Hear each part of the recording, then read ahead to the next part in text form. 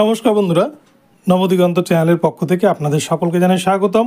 তো বন্ধুরা, আজকে সকালে গুড মর্নিং জানিয়ে আপনাদের জন্য এখন নতুন যে আপডেটটি নিয়ে এসেছি সেটি হচ্ছে আর মাত্র কয়েক ঘন্টা পরেই কিন্তু নিউমেরারি পোস্টের যে কার মাথা থেকে নিউমেরারি পোস্টের যে ভ্যাকান্সিতে যে নিয়োগ করার যে বিষয়, এটা কার মাথা থেকে বেরিয়েছে মন্ত্রিসভার, সেই বিষয়ে কিন্তু আজকে মহামান্য সুপ্রিম কোর্ট জাজমেন্ট করতে চলেছে।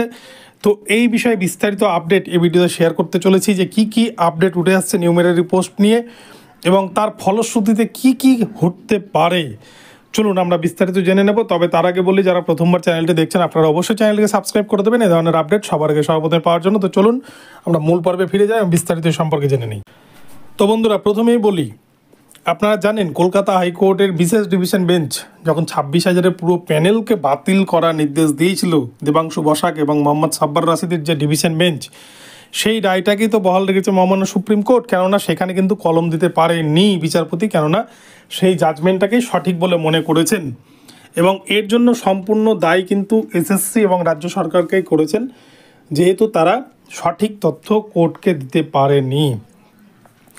এবারে এই মামলায় আমরা দেখেছি নিউমেরারি পোস্ট ক্রিয়েট করে সেখানে 13,000 মতো অযোগ্য প্রার্থীদের রেখে দিয়ে তার পরিবর্তে নিউমেরারি পোস্টের দ্বারা যারা ওয়েটিংয়ে আন্দোলন করছিল তাদেরকে নেওয়ার একটা পরিকল্পনা করেছিল রাজ্য সরকার, যার ফলে কোনো অযোগ্যদের বাতিলও করতে হতো না, অপরপক্ষে যারা আন্দোলন করছিল তাদেরকে চাকরিটা দেওয়া যেত।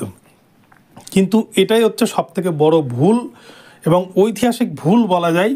আর সেই মামলারই পরিপ্রেক্ষিতে কিন্তু সেই নিউমেরারি পোস্টের পরিপ্রেক্ষিতেই আজকে পুরো 26,000 প্যানেলকে বাতিল হতে হয়েছে। তবে এক্ষেত্রে বলে রাখি, যেটুকুটা আইনজীবীদের মুখ থেকে শুনেছি, সেক্ষেত্রে কোনো সরকারের নাকি নিউমেরারি পোস্ট ক্রিয়েট করার ক্ষমতা নেই। এটা একমাত্র জরুরি ভিত্তিতে বা এমার্জেন্সি পরিস্থিতিতে কোর্ট বা সংবিধান বা আইন তারা কিন্তু এটাকে প্রণয়ন করতে পারে। অপরদিকে কোনো সরকার যদি নিউমেরারি পোস্ট ক্রিয়েট করে তার জন্য যথাযথ কিন্তু কারণ দেখাতে হবে। তো এক্ষেত্রে 26,000-এর প্যানেলে নিউমেরারি পোস্ট ক্রিয়েট করতে চেয়েছিল রাজ্য সরকার, তার একটাই কারণ অযোগ্যদেরকে বাঁচানোর জন্য। আর যেটা নিয়ে কিন্তু মামলার জল এতদূর করে এবং 26,000 প্যানেল পুরোপুরি বাতিল হয়ে যায়।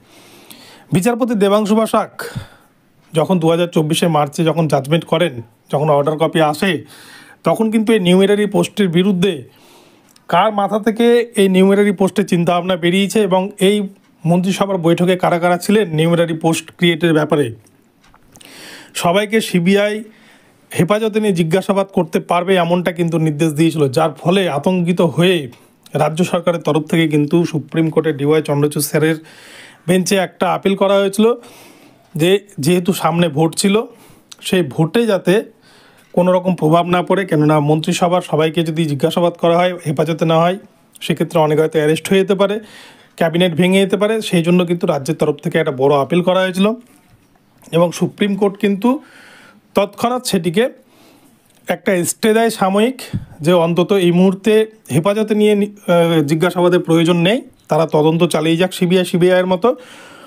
এবং তার পরিপ্রেক্ষিতে তারা রিপোর্ট জমা করে, এরকম একটা নির্দেশ ছিল সুপ্রিম কোর্টের। তো এবারে এই মামলায় আপনারা দেখেছেন 26,000 প্যানেল বাতিল হয়েছে, 26,000-এর ভবিষ্যৎ নির্ধারণ করে দিয়েছে সুপ্রিম কোর্ট এবং সেখানে তারা কিন্তু তাদের স্ট্যান্ড জানিয়ে দিয়েছে যেখানে কোন রকম রায়ের পরিবর্তন ঘটবে না। অপরপক্ষে 8 তারিখে নিউমেরারি পোস্টের বিষয়ে আজকে থেকে জাজমেন্ট শুরু হবে এবং এই নিউমেরারি পোস্ট সংক্রান্ত বিষয়ে আজকে নির্দেশ দিতে চলেছে মহামান্য সুপ্রিম কোর্ট।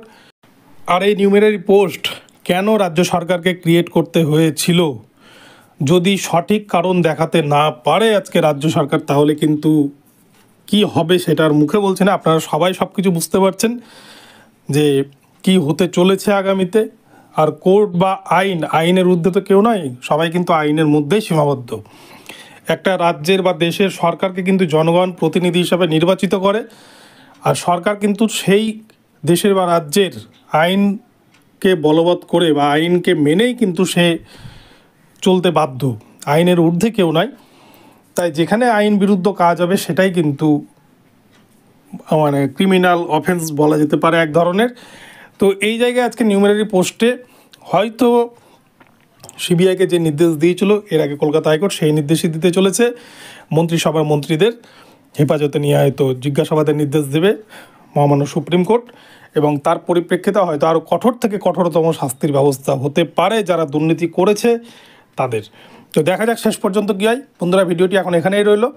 তবে নিউমেরিটি পোস্ট নিয়ে হয়তো আরও অনেক ঐতিহাসিক ঘটনা আমরা দেখতে পাবো রাজ্যে। তো ভিডিওটি ভালো লাগলে চ্যানেলটিকে সাবস্ক্রাইব করে দেবেন। দেখা হচ্ছে পরবর্তী ভিডিওতে। সকলে ভালো থাকবেন, ধন্যবাদ।